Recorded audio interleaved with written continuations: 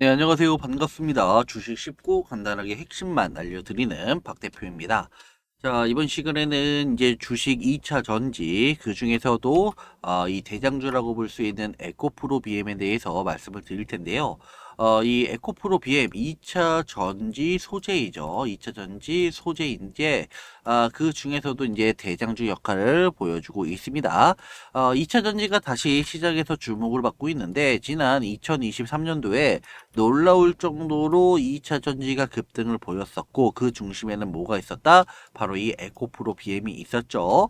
자, 이 에코프로 BM이 고점을 찍고 그 다음에는 하락 추세가 이어졌는데, 자, 최근 다시 한번 저점을 찍고 저점이 다시 한번 올라가고 있어요. 그동안 하락 추세이다 보니까 많은 투자자분들이 고점에서 물린 분들이 특히나 상당히 오랜 기간 동안 고통받고 힘들어 했을 텐데, 지금 다시 한번 저점을 찍고 상승하고 있는 그런 초입 구간, 왜 지금 2차 전지가 주목을 받고 있는지 그 이유에 대해서 말씀을 드릴 거고요. 자, 그리고 지금 이 에코프로 BM인데 아마 이 에코프로 BM 또 올라가다 보니까는 매수를 해야 되는지 매도를 해야 되는지, 또 고점에서 물리신 분들은 추가 매수는 어디서 해야 되는지 아마 궁금하실 겁니다. 그 부분에 대해서도 제가 말씀을 드려보도록 하겠습니다. 자, 본격적으로 영상 시작하기 전에 구독과 좋아요 한 번씩 부탁드릴게요. 자, 지금 이 에코프로 BM 최근에 5월달 저점을 찍고 다시 한번 저점이 높아지면서 61선과 121선 상당히 중요한 선인데, 이게 왜 중요한 선이냐, 제가 이따가 나중에 후반부에서 좀 말씀을 드리도록 할게요. 자, 이 61선과 121선을 거래량이 증가하면서 돌파해주고 있고, 지금 241선까지 돌파를 하고 난 다음에 조정이 나와주고 있는데, 여기에서 바로 상승 추세로 진행이 되느냐, 아니면은 시장에 대한 눈치 보는 흐름이 나타나면서 박스권이 지금 만들어지느냐, 상당히 중요한 그런 갈림길에 놓여져 있다라고 볼 수가 있습니다.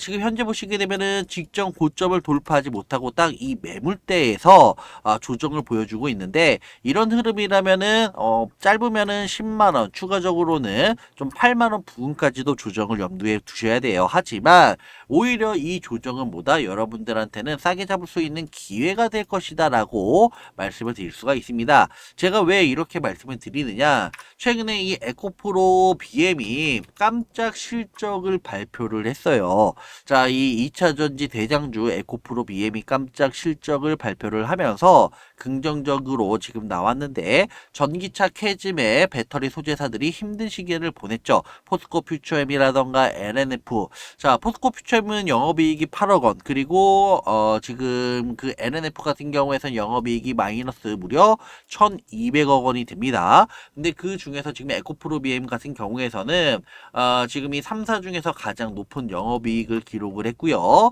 매출액도 상당히 크게 증가를 보여주고 있습니다. 그러면서 지금 실적이 개선이 되고 있다라는 점, 이 점은 상당히 중요한 부분이라고 생각을 해요.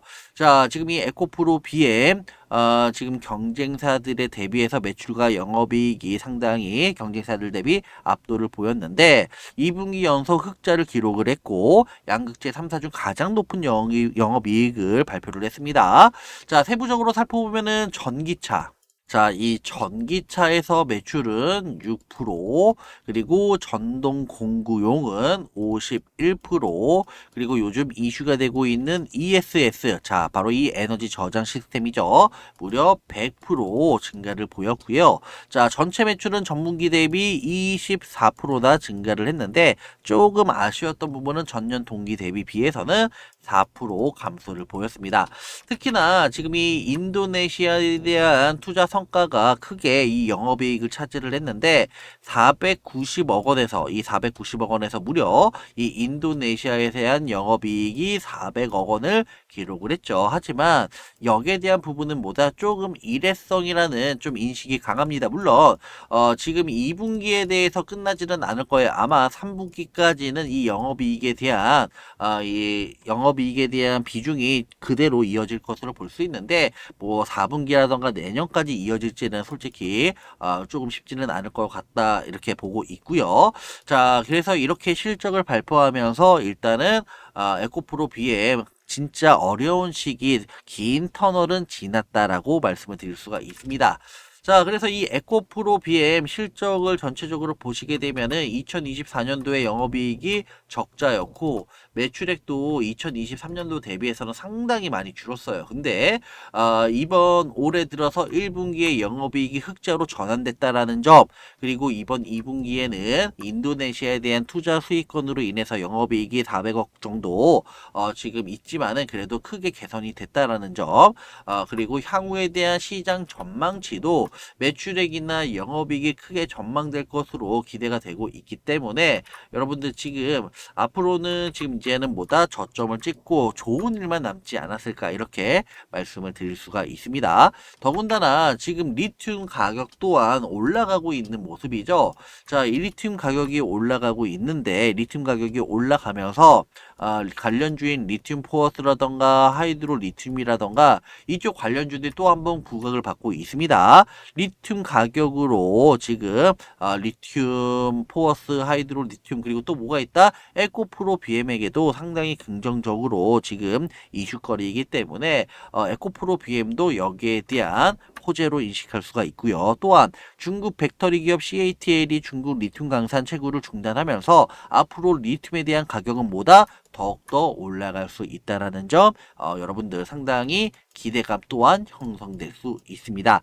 리튬 가격 상승 그리고 에너지 저장 장치 바로 ESS에 대한 수주, 자 이런 기대감이 맞물린다라면은 2차 전지 관련주들 앞으로 더욱더 올라갈 것으로 예상을 하고 있기 때문에 제가 그래서 이 에코프로 BM은 뭐다 지금 현재 구간이 정말 싸게 거래가 되고 있다. 지금이 거의 최저점이 아닐까 이렇게 말씀을 드릴 수가 있습니다. 더군다나 요즘 ESS 관련해가지고 수주라던가 지금 이슈가 되면서 삼성 SDI도 그렇고 뭐 엔켄 같은 경우에서도 그렇고 2차 전지가 지금 주목을 받고 있죠. 자 여러분들 반드시 주목하셔야 됩니다. 지금 2차 전지 에코프로 BM도 그렇고 뭐 LNF 포스코퓨처엠 모두 다 지금 저점이라고 저는 보고 있어요. 그런 만큼 여기에서 대장주 첫 번째도 두 번째도 세 번째도 가장 중요한 것은 대장주를 매매를 하는 것이기 때문에 제가 지금 이 에코프로 BM에 대해서 강조를 해드리고 있습니다.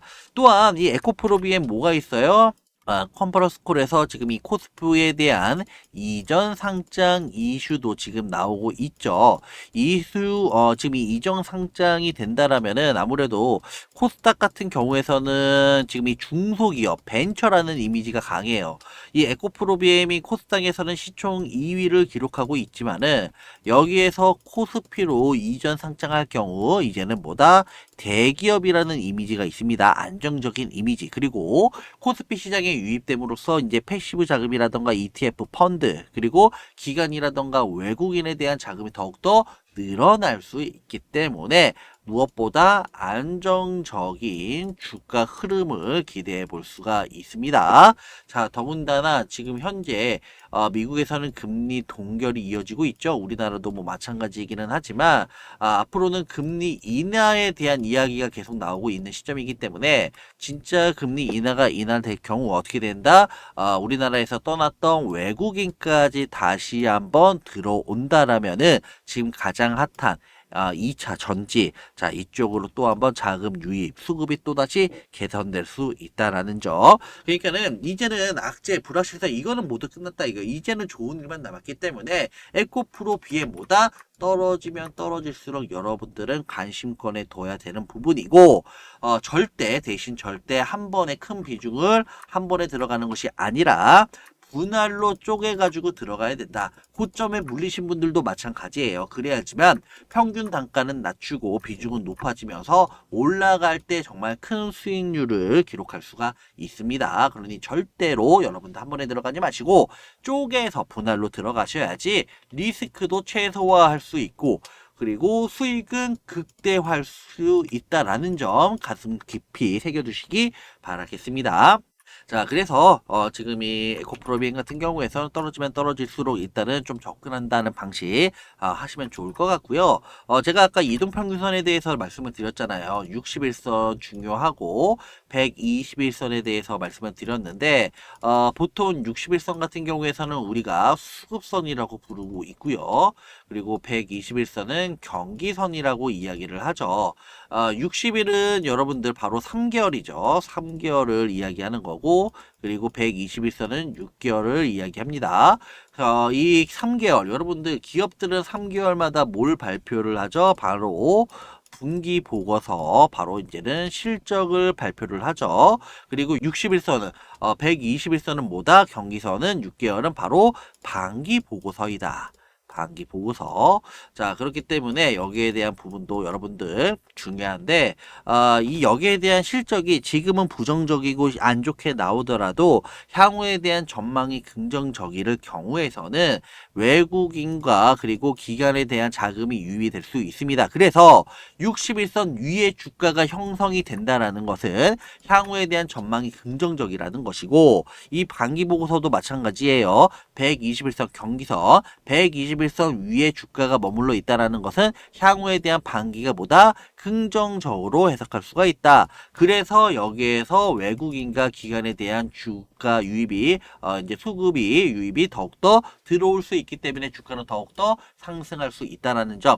그렇기 때문에 지금 61선과 121선이 중요하다고 말씀을 드리는 거고요. 반대로 61선과 121선 아래에 있다는 거 뭐예요? 주가가 향후에 대한 분기, 다음 향후에 대한 실적이 부정적이라는 거예요. 지금 당장 실적이 좋더라도 향후에 대한 실적이 부정적이면은 외국인과 기관에 대한 자금은 이탈이 되고, 그럼으로써 121선과 61선 아래 주가가 머문다라는 점. 그렇다면 초보자분들은 어떻게 된다? 절대 121선과 61선 아래에 형성되어 있는 주가는 거들떠 보면 되지 않는다라는 거죠. 우리는 61선과 121선 위에 있는 종목으로 거들떠 봐야지 그 다음에 향후에 대한 실적도 그렇고 자금 유입도 들어올 수 있기 때문에 긍정적으로 해석할 수가 있습니다. 자, 그래서 역배열이 계속 이어지는 이유가 이 같은 이유고, 정배열이 이어지는 이유가 계속 매수세가 꾸준하게 유입이 될 수 있는, 매도보다는 매수세가 우위를 점하는 그런 부분이라고 해석할 수가 있습니다. 이거 상당히 중요한 부분이니까 여러분들 반드시 기억해 두시면 좋을 것 같아요. 자, 그래서 지금은 뭐다? 이제는 상승 추세의 초입 구간이라고 볼 수 있으므로 여러분들 지금부터는 서서히 떨어질 때마다 조금씩 접근하는 거 여러분들 잘 전략을 세워보시기 바라겠습니다.